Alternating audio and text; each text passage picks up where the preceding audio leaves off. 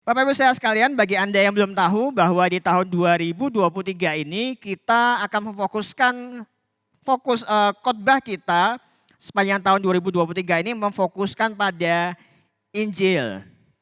Nah, mengapa penting? Minggu lalu Pak Febri sudah menyampaikan firman Tuhan dengan sangat baik dari Roma 1 ayat 16.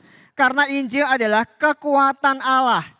Kekuatan Allah yang menyelamatkan setiap orang yang percaya. Tentu saya tidak akan mengulang, Anda bisa lihat YouTube-nya, mereview kembali YouTube-nya. Nah Bapak Ibu, hari ini kita akan membahas sebuah tema tentang memahami dan menghidupi Injil. Mari kita baca di dalam Filipi 1 ayat 27 sampai 30. Saya tidak tampilkan teksnya di PowerPoint. Mari kita buka Alkitab kita di Filipi 1 ayat 27 sampai 30. Kita akan baca bersama-sama. Sekali lagi Filipi 1 ayat 27 sampai 30. Yang sudah menemukan katakan amin. Oke. Baca sama-sama ya, judulnya adalah nasihat supaya tetap berjuang. 1, 2, 3. Hanya hendaklah hidupmu tetap Injil Kristus, supaya apabila aku datang, aku melihat, dan apabila aku tidak datang, aku mendengar, bahwa kamu teguh berdiri dalam satu roh, dan sehati sejiwa berjuang untuk iman yang timbul dari berita Injil. Dengan tiada digentarkan sedikit pun oleh lawanmu. Bagi mereka semuanya itu adalah tanda kebinasaan, tetapi bagi kamu tanda keselamatan, dan itu datangnya dari Allah. Sebab kepada kamu dikaruniakan bukan saja untuk percaya kepada Kristus, melainkan juga untuk menderita untuk Dia. Dalam pergumulan yang sama seperti yang dahulu kamu lihat padaku dan yang sekarang kamu dengar tentang aku. Sedemikian jauh bacaan firman Tuhan. Berbahagialah setiap kita yang membaca, merenungkan kebenaran firman Tuhan dan berjuang untuk berkomitmen untuk menghidupinya dalam hidup kita sehari-hari.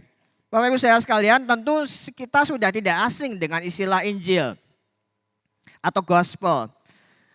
Tetapi memang kalau kita mencoba menginterview ya, atau ketika orang Kristen mendengar kata Injil, biasanya mulai tidak nyaman nih ya. Sikapnya bisa ofensif ya, atau namanya defensif, atau bahkan alergi ya. Nah, kenapa? Ya, tentu kalau banyak orang berpikir bahwa Injil itu semata-mata adalah kita menjadi misionaris, kemudian kita harus meninggalkan pekerjaan kita, kemudian ya seperti Pak Park yang sempat menyampaikan firman Tuhan beberapa waktu lalu, maka harus meninggalkan Korea, mungkin dia belajar bahasa Indonesia dan lain sebagainya. Artinya adalah banyak orang Kristen termasuk yang ternyata memang tidak punya pemahaman yang benar tentang Injil. Kurang lebih 10 tahun yang lalu atau ya sekitar 12 tahun yang lalu GKM Anugerah pernah punya satu mission statement ya. Yaitu menjadi umat Allah yang kudus dan apa Pak Eliezer? Nah Pak Eliezer masih hafal ya.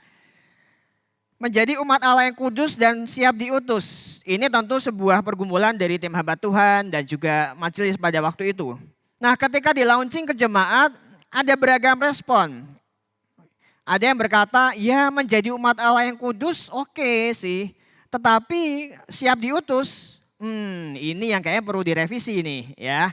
Jadi memang waktu itu tidak mudah ketika mencoba untuk menjelaskan kepada jemaat bahwa kita mau rindu menjadi umat Allah yang kudus dan siap diutus. Nah, Bapak Ibu saudara sekalian, sehingga memang singkat cerita tahun 2014 kalau saya tidak salah, maka kemajelisan yang baru pada waktu itu mencoba membahasakan dengan mungkin lebih halus, tetapi intinya adalah sama ya. Jadi seperti mission statement yang kita miliki sekarang, menjadi komunitas murid Kristus yang dinamis, penuh kasih, cinta damai, membawa pengharapan, ya saksi bagi sesama. Nah Bapak Ibu saudara sekalian, sehingga kalau kita ditanya apa sih Injil itu? Apa Injil itu? Apa Cahyadi Injil itu? Apa sih Injil itu? Saya yakin kita akan menjawab dengan dua kata, kabar baik. atau good news, ya. Nah, pertanyaannya kabar baik seperti apa? Kita tentu ingin mendengar namanya kabar baik, tetapi kabar baiknya seperti apa? Ada banyak kabar baik dalam hidup kita, bahkan dalam hari ini. Nanti ada kabar baiknya adalah setelah ibadah ini maka akan ada snack buat jemaat. Wah, Rainer sudah menyediakan buat kita. Itu kabar baik bukan? Kabar baik, ya. Kabar baiknya ada banyak apa lagi? Misalnya mungkin kabar baiknya adalah, mungkin tahun ini Anda akan dipromosikan oleh bos. Itu tentu kabar baik. Atau mungkin bagi pasangan yang sudah sekian lama membangun rumah tangga, merindu momongan, kemudian suatu hari tes, kemudian ternyata diketahui istrinya hamil. Itu tentu kabar baik. Tetapi ada banyak kabar baik yang sebenarnya juga dialami oleh manusia-manusia pada umumnya. Bahkan termasuk orang-orang yang tidak percaya kepada Tuhan Yesus. Ya. Nah, sehingga kalau kita berkata apa sih Injil itu, maka Injil adalah kabar baik yang sebenarnya hanya bisa dimulai atau berasal dari Allah saja. Yaitu apa? Bahwa ada pribadi Allah yang menciptakan dunia ini, termasuk manusia, termasuk Anda dan saya, yang sangat mengasihi, bahasanya tuh cinta mati sama kita manusia. Sehingga apa dikatakan Allah mengaruniakan, memberikan anaknya yang tunggal. Kalau dalam bahasa Inggris itu the one and only son. Supaya apa? Supaya setiap orang, setiap manusia yang tadi dikasihinya itu, yang percaya kepadanya tidak binasa, melainkan beroleh hidup yang kekal. Itulah kabar baik, itulah gospel itu. Nah, ini menarik kalau kita tadi dalam bahasa Inggris ini, kalau Anda ambil huruf-huruf kapitalnya itu, maka akan membentuk sebuah kata gospel. Ya. Injil, inilah Injil. Nah Bapak Ibu, dengan dari ini kita bisa melihat bahwa Injil itu berpusat pada Kristus. Atau dengan kata lain Kristus, anak Allah yang tunggal tadi adalah pusat dari Injil. Dan kita bisa berkata bahwa kehidupan kekristenan Anda dan saya itu dimulai ketika Anda dan saya menerima Kristus, betul? Bukan ketika Anda lahir, meskipun Anda lahir dari keluarga Kristen, tentu tidak serta-merta menjadikan Anda menerima Injil. Tetapi ketika kita menerima kabar kasih Allah itu, kemudian kita menerima kasih Allah itu, itulah permulaan kehidupan kita dimulai ketika kita menerima Injil itu. Nah Bapak Ibu saudara sekalian, tetapi tentu yang dikatakan Injil bukan sekedar sebagai sebuah starting point dari kehidupan iman kekristenan kita. Ada banyak orang Kristen berpikir, aku sudah menerima Yesus, oke, aku sudah diselamatkan, aku sudah mendapatkan hidup kekal, that's it. Aku sekarang boleh bebas, aku boleh melakukan apa saja yang aku mau. Dia nggak paham soal Injil. Atau Injil hanya dipahami secara sepotong-sepotong seperti pasal yang belum lengkap. Bapak Ibu saudara sekalian, kalau kita memahami Injil, maka kita harus sadar bahwa kehidupan menghidupi Injil itu bukan sekedar ketika kita menerima Kristus sebagai Tuhan dan Juru Selamat kita, tetapi what next setelah itu, bagaimana kita menjalani hari demi hari kita sebagai orang percaya, itulah juga hidup oleh Injil. Dan inilah yang mau kita bahas melalui perikop kita hari ini. Rasul Paulus menasihatkan kepada jemaat di Filipi pasal 1 yang kita baca tadi. Kepada jemaat Filipi tentu adalah jemaat yang percaya kepada Kristus. Mereka sudah menerima Kristus. Bahkan jemaat Filipi ini adalah jemaat pertama hasil buah pelayanan Paulus di Eropa. Tentu kita bisa melihat ini dalam Kisah Para Rasul pasal ke-16. Ini menceritakan bagaimana Paulus waktu itu sebenarnya mau melayani daerah Asia, tetapi dikatakan Roh Kudus mencegah sehingga Paulus pergi ke Makedonia, pergi daerah Eropa. Dan Filipi inilah adalah buah pelayanan Paulus yang pertama di daerah Makedonia. Kita tentu tahu bahwa di Filipi kita mengingat ada ketika itu Paulus memberitakan Injil, kemudian dia dimasukkan ke penjara. Kemudian di penjara itu dia dan Silas dimasukkan penjara. Kemudian di penjara itu mereka memuji Tuhan. Dan apa yang terjadi? Terjadi gempa bumi yang dahsyat dan Tuhan melepaskan. Dan disitulah kepala penjara bertobat. Kemudian ada Lydia juga bertobat. Dan tentu diikuti oleh jemaat-jemaat Filipi yang lain. Nah Bapak Ibu saudara sekalian, di sini Rasul Paulus menasihatkan kepada jemaat di Filipi apa? Di ayat 7. Hanya hendaklah hidupmu berpadanan dengan Injil Kristus. Nah Bapak Ibu, kalau kita mau coba melihat apa sih kira-kira pesan Paulus kepada jemaat di Filipi ini. Apa maksudnya hanya hendaklah hidupmu berpadanan dengan Injil Kristus. Kalau kita lihat, Paulus sebenarnya secara ringkas menyampaikan bahwa, ya tentu saya tidak akan menjelaskan bahasa aslinya, tetapi hidup di sini itu lebih seperti bagaimana kelakuan kita sebagai warga negara. Ya itu ada bahasa Yunaninya polituo, atau kalau kita menarik dari polituo ini politik ya. Artinya ada hubungan bagaimana Anda dan saya sebagai warga negara, bagaimana perilaku kita. Nah, gampangnya adalah kita, Anda dan saya sebagai seorang WNI tentu harus menyesuaikan diri dengan kewarganegaraan kita. Nggak bisa lalu Anda berkata bahwa, oh saya memang warga negara Indonesia, tapi kan saya sudah lama tinggal di Amerika. Jadi kalau di Indonesia saya setirnya di sebelah kiri, tapi saya maunya di sebelah kanan. Ya nggak bisa begitu. Ketika Anda warga negara Indonesia dan Anda menikmati segala sesuatu, fasilitas, hak dan kewajiban kita sebagai warga negara, maka kita harus mengikut. Kita harus berperilaku sesuai dengan kewarganegaraan kita. Jemaat di Filipi mereka punya kewarganegaraan Romawi. Dan Romawi waktu itu adalah sebagai penguasa dunia, mereka adalah bangsa yang besar.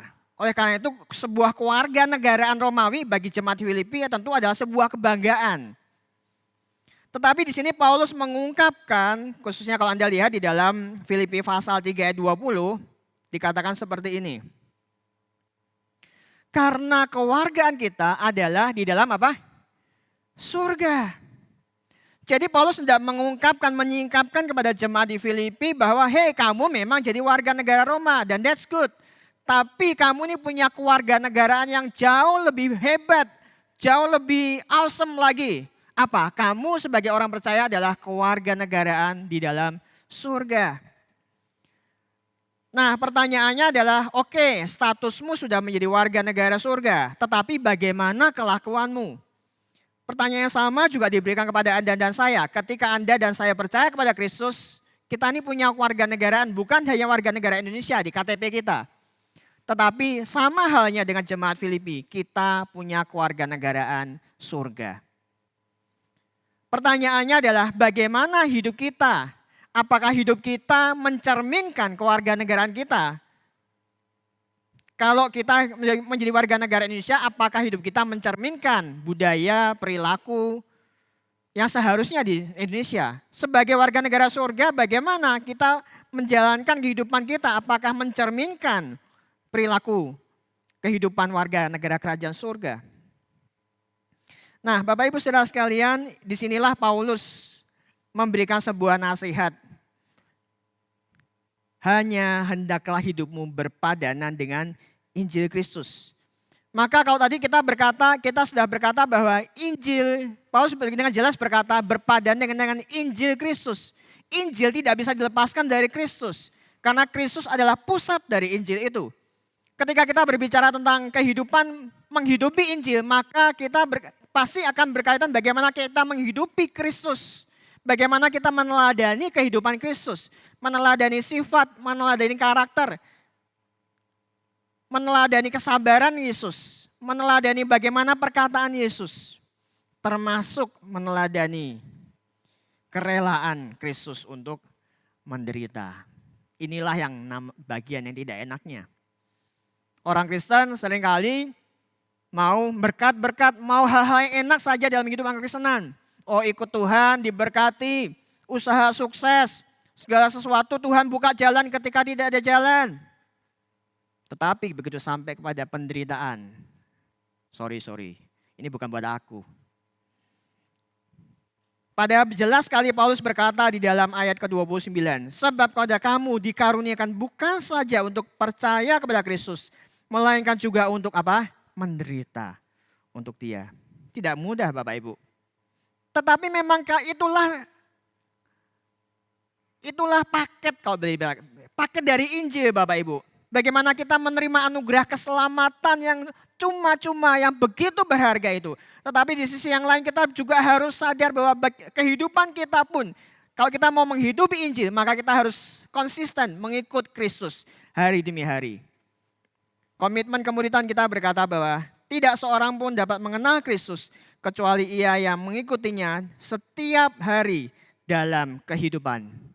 Nah, kalau kita bicara setiap hari, tentu ada hari-hari yang baik, ada hari-hari yang kita dapat untung perusahaan, kita nampaknya semua oke.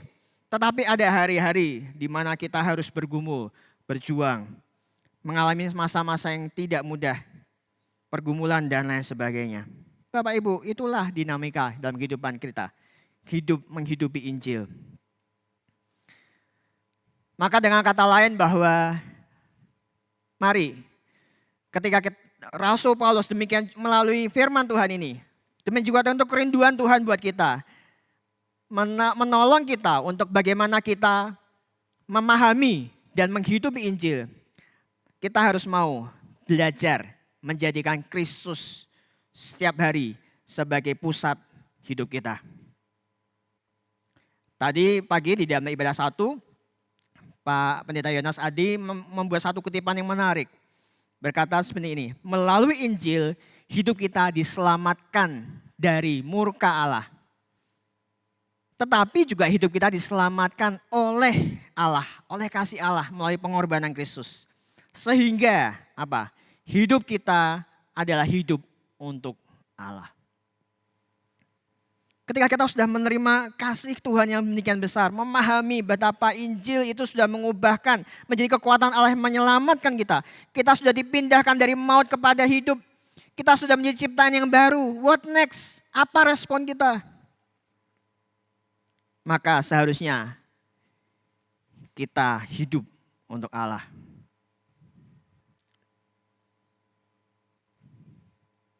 Dan di sini Rasul Paulus memberikan juga beberapa contoh-contoh yang praktis. Dikatakan di ayat 27 bagian akhir dikatakan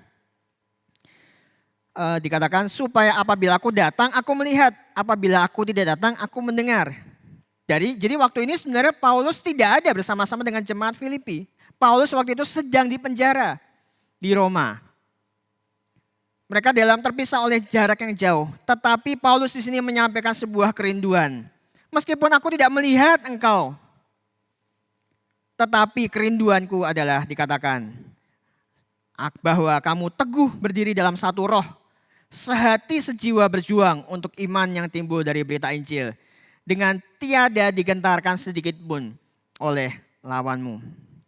Bapak Ibu, sebenarnya 3 hal ini menggambarkan kehidupan seorang prajurit Romawi. Yang pertama dikatakan bahwa kamu teguh berdiri dalam satu roh. Teguh berdiri, tentu kalau kita ingat teguh atau ini kita bisa melihat itu dalam kehidupan ketika Rasul Paulus memberi nasihat kepada jemaat di Efesus. Bagaimana Rasul Paulus berkata, jadi berdirilah tegap tentang mengenakan selengkap senjata Allah. Yang kedua adalah bagaimana dikatakan sehati sejiwa berjuang untuk iman. Dari berita Injil yang ketiga, tiada digentarkan sedikit pun oleh lawanmu. Ini jadi lawan ini untuk menggambarkan sebuah situasi di mana kita ada di dalam sebuah peperangan.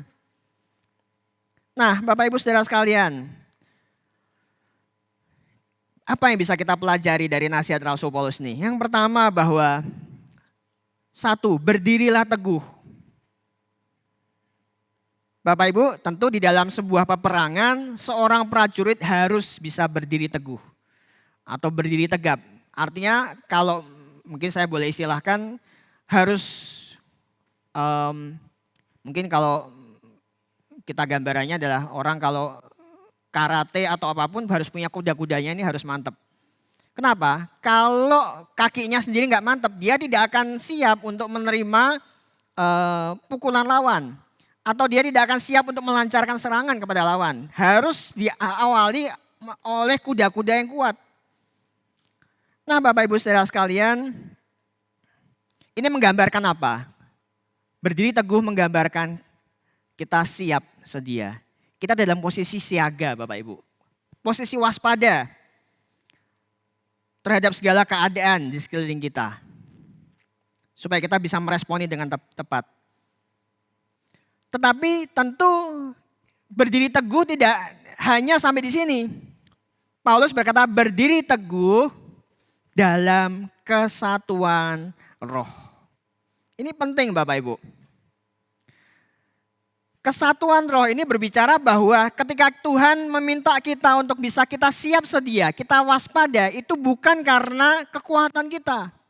Tetapi karena kekuatan Roh Kudus. Roh Kudus ini menyanggupkan kita untuk berdiri teguh.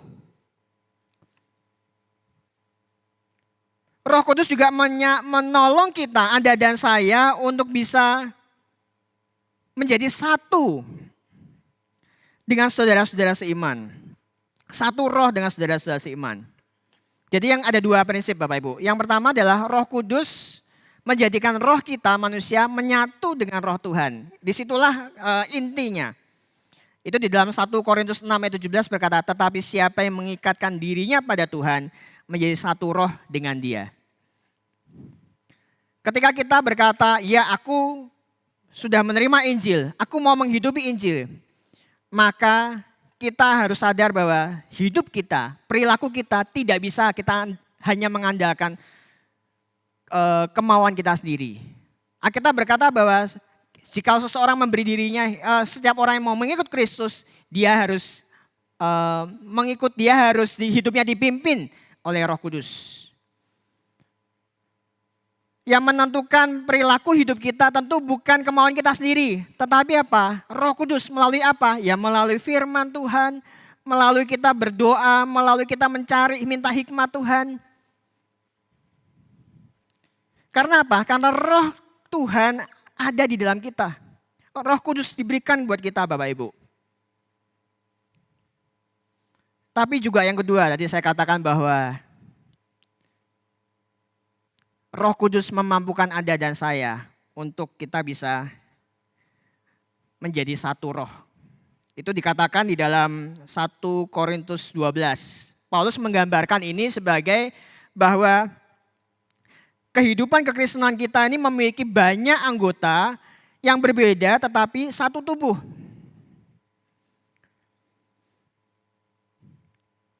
Namanya pasukan Romawi, mau dia berdirinya kuat, dia siap, tapi dia tidak akan menang kalau hanya sendirian Bapak Ibu. Dia perlu bersama dengan rekan-rekannya, saling bekerja sama melawan musuh. Ini menggambarkan apa Bapak Ibu? Bahwa di dalam kehidupan kekristenan kita, ketika kita berkata, iya kami mau memahami, kami mau menghidupi Injil, maka kita harus hidup di dalam komunitas Bapak Ibu. Kita tidak akan pernah bisa mendapatkan kemenangan dalam kehidupan kita kalau kita sendirian. Ketika kita ada di dalam komunitas seperti ibadah dua ini Bapak Ibu.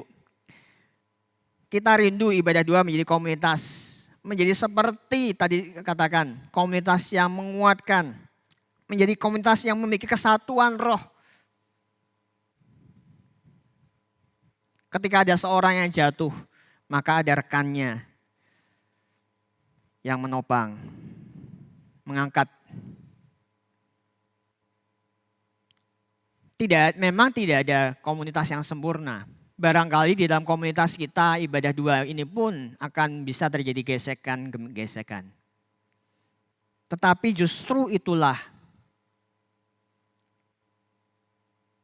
menjadi sarana Tuhan untuk membentuk setiap hidup kita melalui komunitas. Roh Kudus akan menyanggupkan kita. Berdiri teguh dalam kesatuan roh. Demikian juga dikatakan sehati jiwa berjuang. Tentu berjuang memerlukan sebuah ketekunan. Sampai titik darah penghabisan.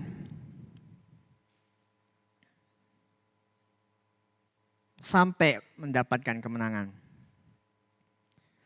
Oh ya, tadi tentang komunitas Bapak Ibu. Saya bersyukur di majelis saya yang baru ini juga ada sebuah semangat ya untuk bisa menjaring anak-anak muda dari daerah khususnya yang ya mereka mungkin akan bekerja atau mereka kuliah di Jakarta dan sebagainya. Kita menjemput bola. Untuk apa? Supaya apa? Supaya ya kalau kita tahu namanya orang-orang dari daerah ke Jakarta tentu mereka mungkin akan kesulitan mencari tempat tinggal, kos dan lain sebagainya. Mereka belum punya teman untuk mereka bersekutu. Nah maka ini menjadi kesempatan yang baik untuk komunitas GKM Anugerah. Untuk bisa membantu mereka memiliki komunitas. Supaya apa? Supaya pun mereka dikuatkan. Nah Bapak Ibu Saudara sekalian, dan dikatakan tiada digentarkan sedikit pun oleh lawanmu. Ingat, ada lawan, ada musuh di luar sana yang ingin menghancurkan kehidupan kita. Siapa lawan itu? Orang-orang yang tidak senang dengan perjuangan kita untuk menghidupi Injil. Orang-orang yang mungkin mereka belum mengenal Kristus. Mereka berkata, pulang malam, gue aja pulang jam 9 udah pulang, gue aja jam 12 aja gak dimarahin. Gak ngerokok, oh banci lu.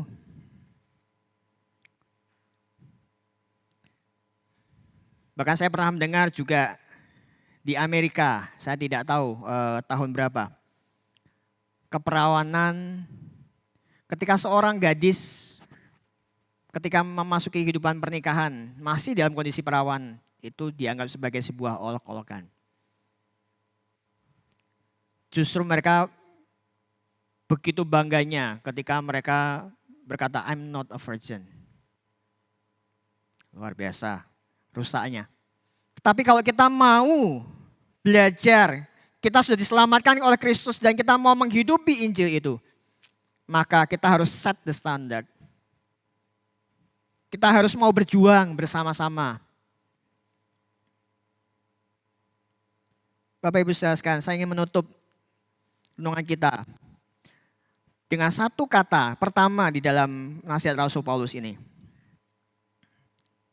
Dalam di Filipi 1 ayat 27 ini. Yang nampaknya tidak memiliki arti, tetapi sebenarnya artinya sangat dalam. Dikatakan hanya Bapak Ibu. Apa arti hanya ini? Tentu kalau kita lihat hanya pasti ada sesuatu yang mendahului. Enggak mungkin kita memulai sesuatu hanya. Kenapa gitu. Kalau kita coba lihat di dalam perikop sebelumnya, maka Paulus berkata, aku ini sebenarnya sudah pengen rindu untuk bertemu dengan Tuhan.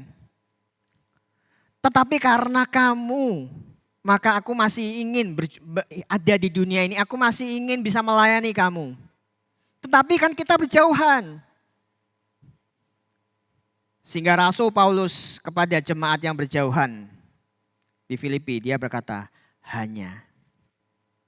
Artinya apa? Hanya ini berarti sesuatu yang kamu gak boleh lupa, sesuatu yang kamu harus ingat, sesuatu yang harus kamu pegang teguh.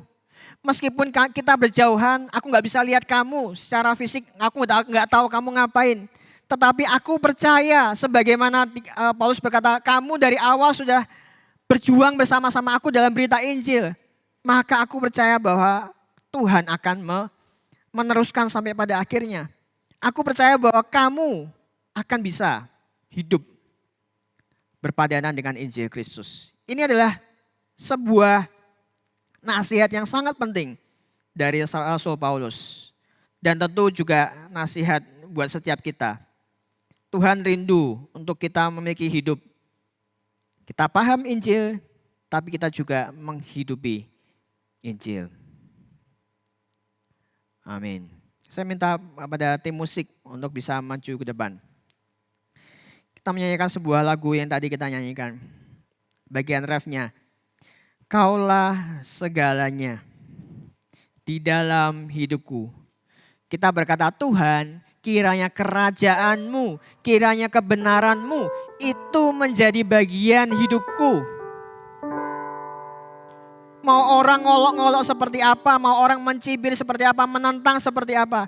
Mungkin begitu sulit untuk mengampuni, mungkin begitu sulit untuk bisa hadir dalam ibadah karena satu dan lain hal. Tetapi aku mau belajar, aku warga negara kerajaan Allah. Aku mau belajar untuk menghidupi nilai-nilai kerajaan Allah. Aku mau belajar memprioritaskan Engkau Tuhan.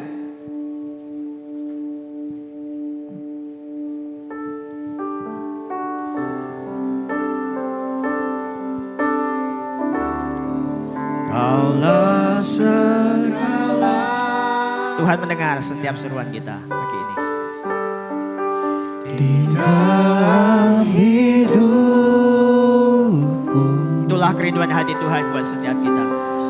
Kerajaan-Mu, kebenaran-Mu, itu bagianku. Karena apa?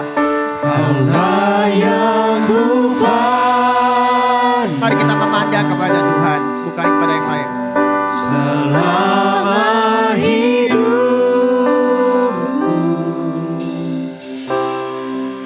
mengasihi-Mu, memuliakan-Mu, Bapa dan Raja-Ku. Kaulah segalanya di dalam hidupku. Kerajaan-Mu, kebenaran-Mu, itu bagianku. Hanya Kau yang kupandang Tuhan. Yang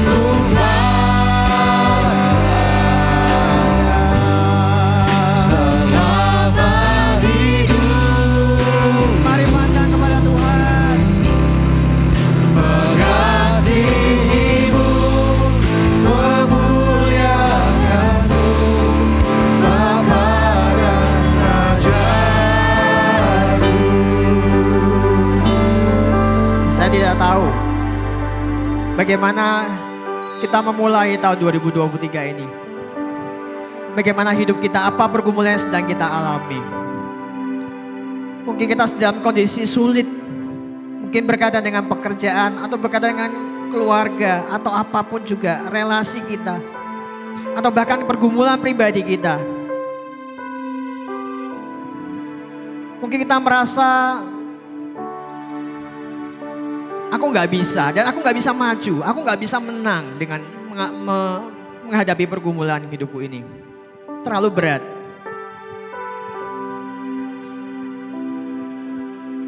Tapi Tuhan tidak akan memberikan kita nasihat kalau Tuhan tidak memberikan kekuatan buat kita.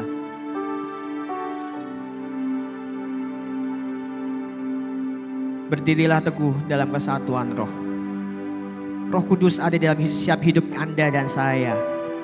Persoalannya adalah apakah kita mau memberi hidup kita dipimpin oleh roh Tuhan atau tidak. Apa kita mau dengar-dengaran dengan Tuhan atau tidak. Melalui firman Tuhan, melalui persekutuan pribadi kita dengan Tuhan atau tidak. Apa kita mau meluangkan waktu kita untuk punya persekutuan komunitas yang menguatkan atau tidak. Pilihan ada di tangan kita. Ya, Injil itu sudah kita terima ketika kita percaya Yesus. Tetapi menghidupi Injil perlu effort, perlu ketekunan, perlu perjuangan sampai akhir. Tuhan tidak pernah memaksa.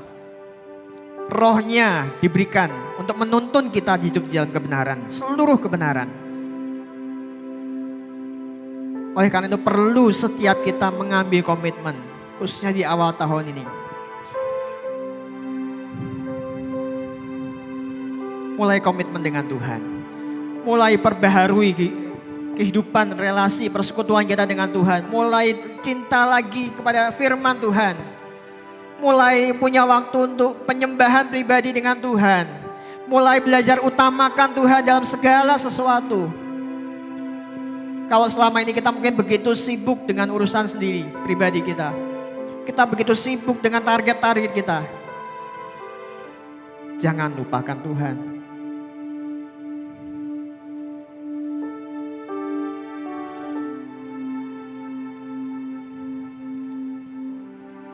Tidak mudah. Tidak mudah untuk berjuang. Tidak mudah mengampuni. Tidak mudah untuk mengalami terobosan-terobosan dalam kehidupan kita. Tetapi Roh Kudus menyanggupkan setiap kita. Mari hidup di dalam komunitas. Tuhan akan membawa kita dalam pengalaman-pengalaman yang baru. Bukan pengalaman-pengalaman yang lalu-lalu. Mari belajar, mari kita memahami, belajar menghidupi Injil.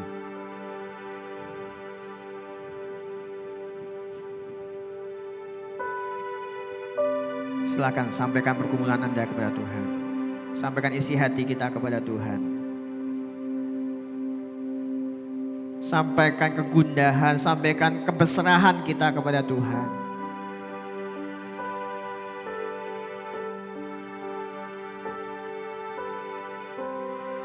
Akui segala kegagalan kita di masa yang lalu. Minta anugerah Tuhan menyanggupkan kita.